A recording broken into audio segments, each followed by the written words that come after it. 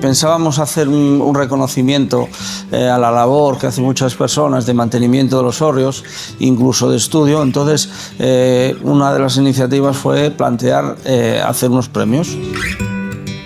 Todo un honor que una asociación del Hórreo se haya acordado de lo que yo hice por ahí, llevo muchos años haciendo, en torno a la cultura general asturiana de los pueblos.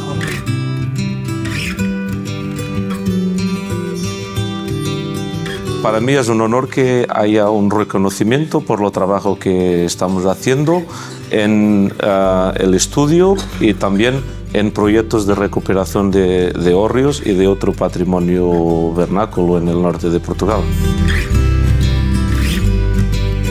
Bueno, fue una sorpresa, no esperábamos tampoco recibir este premio y una alegría y un reconocimiento también a un trabajo que fue duro y económicamente fue un esfuerzo bastante grande rehabilitar el hórreo en las condiciones que estaba. Es algo imprescindible hoy día, el hórreo, porque fue en realidad el centro social, era el centro social del pueblo, todo giraba en torno al hórreo de la mañana a la noche, ya desde que se levantaban iban al hórreo a por la comida y a planificar el día en actividades. Diría que la gran diferencia del hórreo aquí en Asturias es que es un poco más elaborado desde el punto de vista funcional, pero también desde el punto de vista estético y material, o que significa que en Asturias podemos encontrar hórreos mucho más antiguos que los más antiguos que tenemos en Portugal.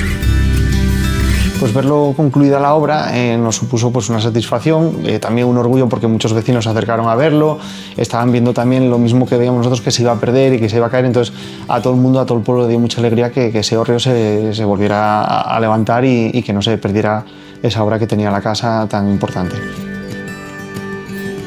Nuestra función es que no vean solo un cajón de madera, sino que vean la historia de Asturias.